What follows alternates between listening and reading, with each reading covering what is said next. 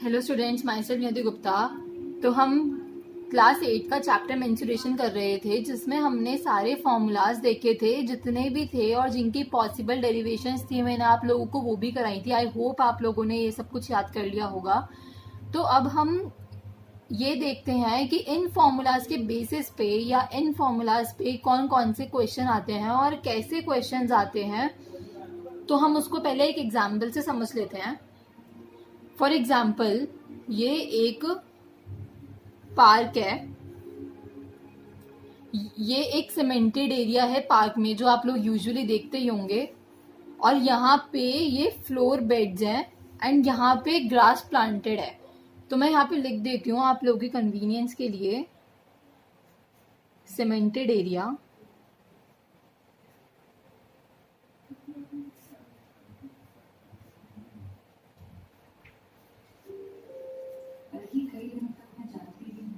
Grass planted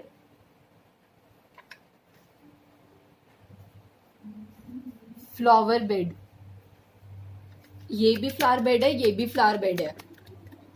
तो अब हम इसमें देखते हैं, ये भी एक रेक्टेंगल की शेप में है, ये भी रेक्टेंगुलर शेप में है और ये भी रेक्टेंगुलर शेप में है। तो आई होप गाइस आप सब लोगों को एरिया ऑफ रेक्टेंगल याद होगा ही।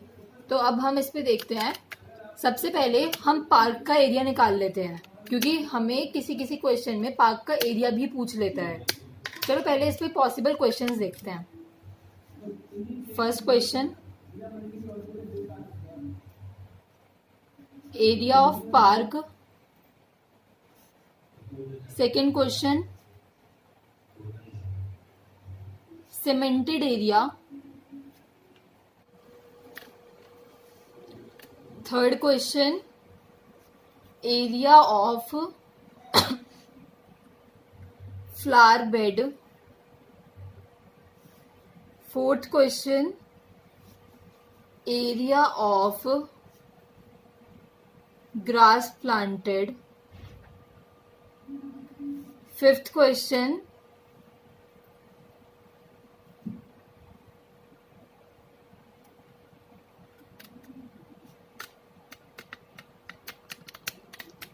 कि अगर 1 bag of cement 4 metre square area को कवर करता है, तो फिर जितना सीमेंटेड एरिया निकलेगा उसके लिए हमें कितने बैग्स ऑफ सीमेंट लगेंगे।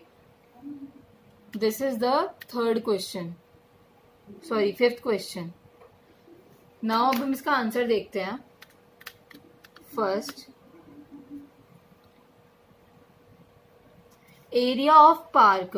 तो हमें पहले ये वाली डायमेंशंस लेनी है, 30 मीटर एंड 20 मीटर। इसमें यहाँ पे लेंथ जो है वो 30 मीटर है और ब्रेड्थ है 20 मीटर। तो यहाँ पे हम देखते हैं अब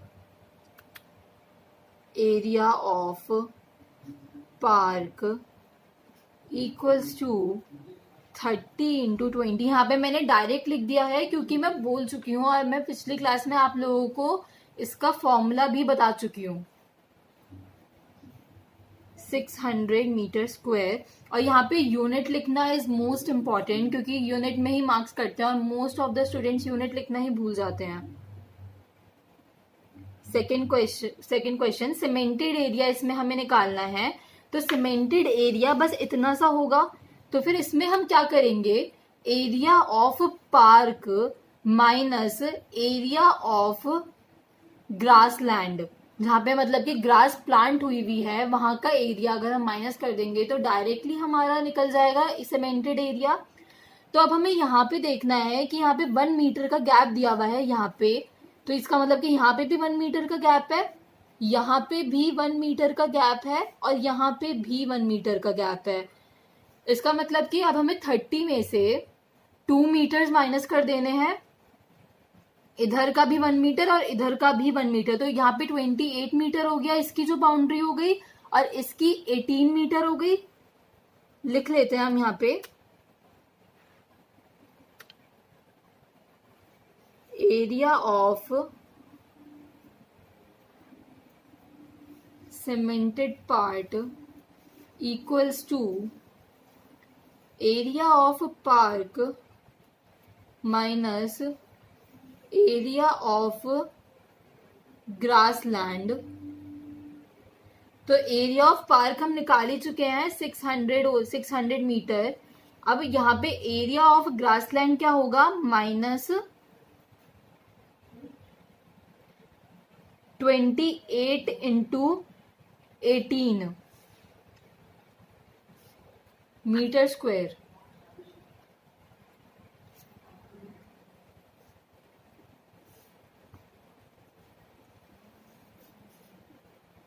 अब हम यहाँ पे इसकी कैलकुलेशन कर लेते हैं। 600 माइनस 28 इंटू 18 करेंगे तो आंसर आएगा 4504 मीटर स्क्वायर। माइनस करेंगे तो फिर 96 मीटर स्क्वायर। मतलब कि यहाँ पे जो एरिया ऑफ सीमेंटेड पार्ट है वो 96 मीटर स्क्वायर है। और यहाँ पे हमें एरिया ऑफ ग्रासलैंड भी पता चल गया हाथ के हाथ 504 मीटर स्क्वायर। तो हम यहाँ पे डायरेक्ट लिख देंगे 504 मीटर स्क्वायर। पर अगर ये स्टूडेंट्स, अगर ये एग्जाम में अलग अलग क्वेश्चन आता है तो आपको अलग अलग ही सॉल्व करना है और अलग अलग ही हर एक पार्ट में आपको आंसर देना है। ये नहीं कि आप एक ही पार्ट में सब कुछ बता दोगे, ये तो बस आपकी कन्वीनियंस के लिए बता दिया जा रहा है यहाँ पे। ऐसी एरिया ऑफ फ्लावर बेड। अभी एरिया ऑफ फ्लावर बेड की डायमेंशंस क्या है, इसकी जो ब्रेड्थ है वो है 1.5 मीटर और जो लेंथ है वो है 2 मीटर। तो यहाँ पे जगह थोड़ी कम है, मैं आपको यहीं पे बता दे रही हूँ।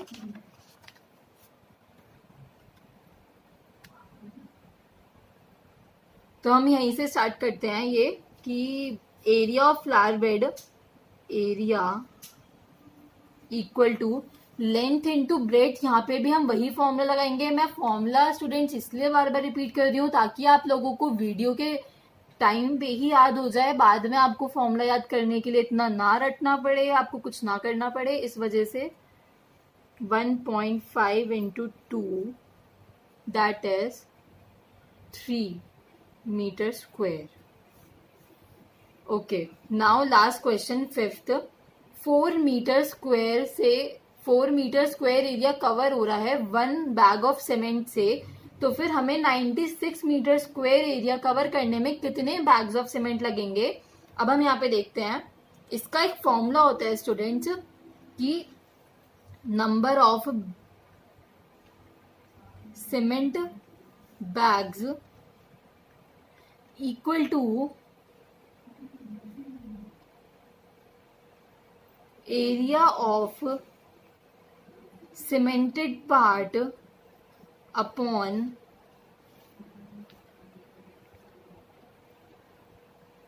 area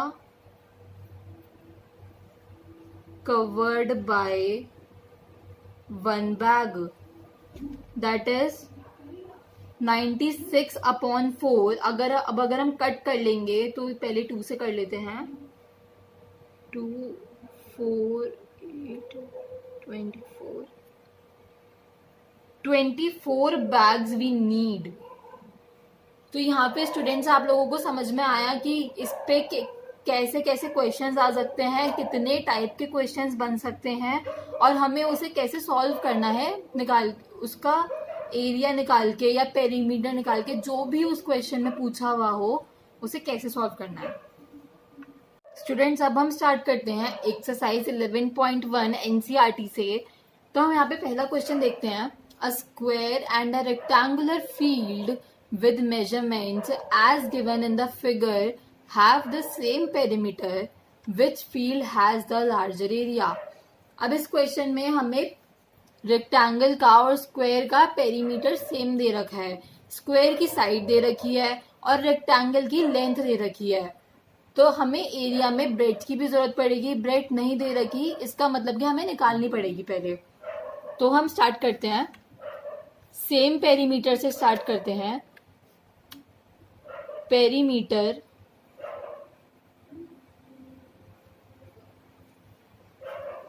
of square equals to perimeter of rectangle. तो स्टूडेंट्स स्क्वायर का पेरीमीटर क्या होता है, 4 इंटू साइड और पेरीमीटर ऑफ रेक्टेंगल क्या होता है, 2 इंटू ब्रैकेट में l प्लस बी। अब स्टूडेंट्स हमें पता है कि यहाँ पे स्क्वायर की ऑल साइड्स आर सेम, तो फिर हम यहाँ पे 4 into 60 and 2 into 80 plus B, यहाँ से हम b निकाल लेंगे। चलिए b निकालते हैं।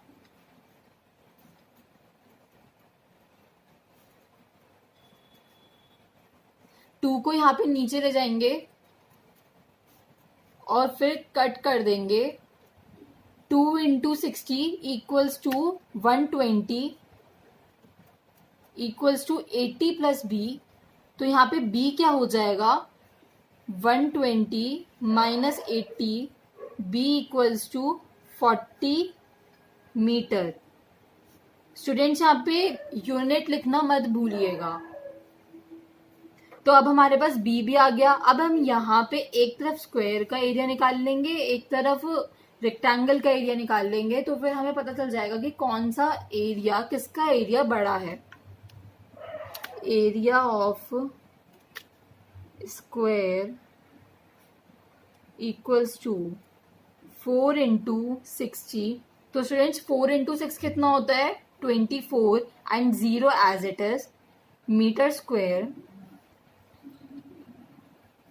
यहाँ पे हम निकाल लेते हैं एक side area of rectangular field equals to L into B into L कितना है 80 मीटर एंड बी कितना आया है 40 मीटर। तो फिर हम इसको जब मल्टीप्लाई करेंगे 8 into 4 32 and 0 0 00 as it is metre square. तो स्टूडेंट्स यहाँ पे हमें एक लाइन भी लिखनी है लास्ट में। बहुत सारे स्टूडेंट्स ऐसे होते हैं कि जो लाइन लिखना भूल जाते हैं, और हर स्कूल में नहीं पर कुछ स्कूल्स में इस स्टेटमेंट के मार्क्स करते हैं, जो हमें ध्यान में रखना है। तो स्टेटमेंट में हम क्या लिखेंगे, area of rectangular field is greater than area of square, क्योंकि यहाँ पे क्लियरली दिख रहा है हमें कि जो रेक्टेंगुलर फील्ड का एरिया है वो ज्यादा है एरिया ऑफ स्क्वायर से। स्टूडेंट्स यहाँ पे मैंने ये वीडियो मर्ज करी है, पता नहीं वीडियो बनी नहीं थी इस क्वेश्चन की, तभी आंसर पहले लिखा हुआ है। So please cooperate. आप लोग भी सोच रहे होंगे पहली बार सोल्यूशन कैसे लिखा हुआ है, इस वजह से मैंने बता दिया है। सो स्टूडेंट्स क्वेश्चन सेकंड अब हम करते हैं। Mrs. Kaushik has a square plot with the measurement as shown in figure. She wants to construct a house in the middle of the plot. A garden is developed around the house. तो students यहाँ पे ये बोला हुआ है कि जो Mrs Kaushik हैं उन्हें एक स्क्वायर प्लॉट कंस्ट्रक्ट करना है मिडल ऑफ प्लॉट में, प्लॉट के बीच में, और उसके साइड में, हाउस के साइड में एक गार्डन उन्हें बनाना है। Find the total cost of developing a garden around the house at the rate of ₹55 पर मीटर स्क्वायर। तो यहाँ पे जो गार्डन डेवलप करने की टोटल कॉस्ट है वो है, जैसे कि 1 मीटर स्क्वायर में हमें 55 रुपीज लगेंगे।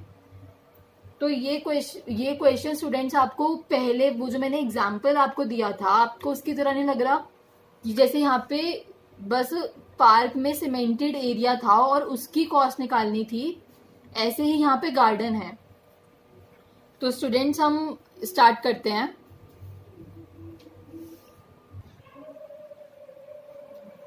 तो स्टूडेंट्स हम यहाँ पे क्वेश्चन स्टार्ट करते हैं। पहले हम इस स्क्वायर का एरिया निकाल लेंगे, मतलब कि इस प्लॉट का एरिया निकाल लेंगे जिसके बीच में एक हाउस कंस्ट्रक्ट करना है हमें। तो area of plot, area of plot ये अब स्क्वायर शेप में है, तो स्क्वायर का एरिया आई होप आप सबको याद होगा। और अगर आपको कोई भी डाउट है अभी तक भी फॉर्मूलेज में, तो सबसे पहले तो आप उनको पढ़िए, और आपको फिर भी कुछ डाउट है तो प्लीज कमेंट सेक्शन में मैसेज कर दीजिएगा। Side square 25 into 25 equals to, अब यहाँ पे स्टूडेंट्स हम लोगों को स्क्वायर्स भी याद होनी चाहिए, वैसे तो आगे भी बहुत काम में आते हैं, पर मैं यहाँ पे डायरेक्ट आंसर लिख रही हूँ 625 मीटर स्क्वायर।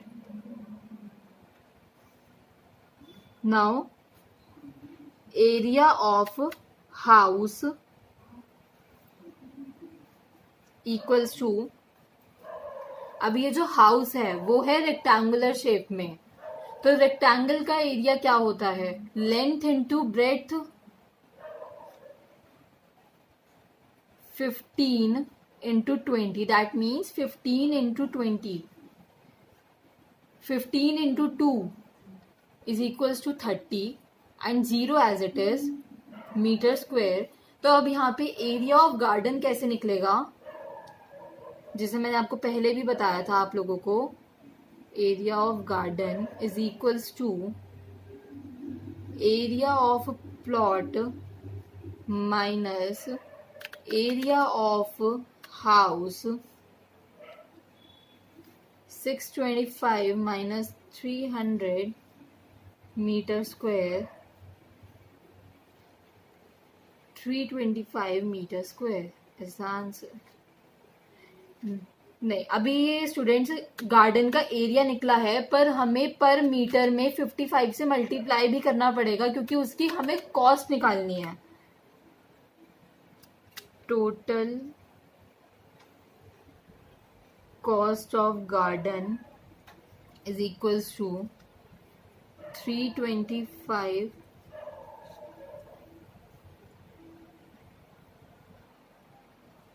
Answer is ₹17,875। अगर हम इसे मल्टीप्लाई करेंगे तो स्टूडेंट्स देखिए कितनी ज्यादा कॉस्ट लगती है आपके लिए गार्डन कंस्ट्रक्ट करने में, खेलने के लिए। स्टूडेंट्स अब हम नेक्स्ट क्वेश्चन स्टार्ट करते हैं। Third question, the shape of a garden is rectangular in the middle and semicircular at the ends as shown in the diagram. Find the area and perimeter of the garden. तो यहाँ पे length of rectangle हमें दे रखी है एक bracket में, कि हमें जो लेंथ है रेक्टेंगल की वो इतनी लेनी है। क्यों लेनी है, अब हम पहले इस पे बात करते हैं। जैसे ये एक रेक्टेंगल गार्डन है और यहाँ पे ये सेमी सर्कल्स हैं, तो यहाँ पे हमें ये जो फुल लेंथ दे रखी है वो विद सेमी सर्कल दे रखी है, सिर्फ रेक्टेंगल की नहीं दे रखी। इसका डायमीटर हमें 7 दे रखा है, तो इसका मतलब जो रेडियस हुआ वो कितने का हुआ, डायमीटर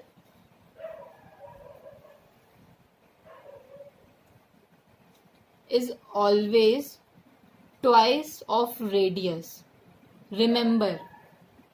और आर का फॉर्मूला होता है D/2, remember, this is the most important formula. Okay, वैसे आप लोगों को ये पता ही होगा, बट स्टिल अगर नहीं पता है कुछ स्टूडेंट्स को तो मैं आपको बता रही हूँ। अब जैसे कि ये जो है वो रेडियस में ही काउंट होता है, तो फिर अगर हम इसको एक एंगल से देखें तो ये भी एक तरीके का रेडियस ही है, तो इसका मतलब इसकी लेंथ कितनी होगी, 3.5 मीटर। ऐसे ही इसकी लेंथ कितनी होगी, 3.5 मीटर। तो इसी वजह से हम इसमें से 3.5 मीटर और 3.5 मीटर माइनस कर रहे हैं 20 में से, तभी हम रेक्टेंगल की लेंथ लेंगे। और जो ब्रेड्थ होगी उसको हम 7 मीटर ही लेंगे, उसके लिए हमें कुछ प्लस माइनस करने की जरूरत नहीं है। तो हम यहाँ पे लिख भी लेते हैं, चलो। Total length is equals to 20, length of rectangular part is equals to 20 minus 3.5 plus 3.5, that means 20 minus 7, 13 metre. Okay, now हमें ब्रेड्थ दे ही रखी है 7 मीटर, तो हम यहाँ पे एरिया निकाल लेंगे पहले। Area of garden is equals to area of rectangular part plus 2 semi circles. इसका मतलब क्या हुआ स्टूडेंट्स कि अगर हम 2 सेमी सर्कल को ऐड करते हैं तो वो ऑब्वियसली एक सर्कल ही बनेगा। तो हम यहाँ पे डायरेक्ट सर्कल का फॉर्मूला भी लगा सकते हैं, पर हमें लिखना ऐसे ही पड़ेगा कि 2 semi circle, 2 into area of semi circle. यहाँ पे मैं एरिया भी लिख देती हूँ, area of semi circle.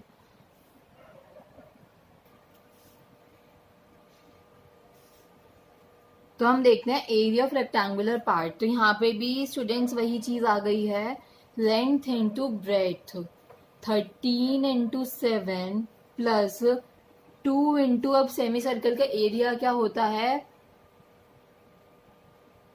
Pi, half pi are square होता है, हाफ पाई आर स्क्वायर। तो अब यहाँ पे 2 से 2 तो ऑलरेडी कट ही जाएगा, काट देते हैं हम इसे। 13 इंटू 7 प्लस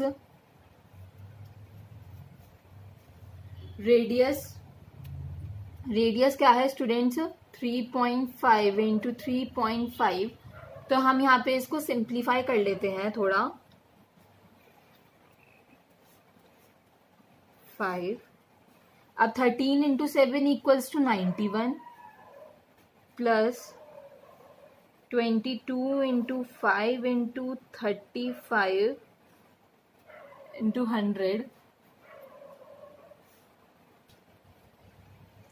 चलो स्टूडेंट्स अब हम इसे कट करते हैं, पहले 2 से 50, नाउ यहाँ पे 5 भी है अवेलेबल, तो 5 से, फिर अब हम इसे सीधा 10 से डिवाइड कर देंगे, 91 प्लस, अब हम इसे 11 से मल्टीप्लाई करेंगे स्टूडेंट्स, तो फिर 35 into 11, 385 upon 10 is equals to, मैंने यहाँ पे आपको कैलकुलेशन भी करके दिखाई है,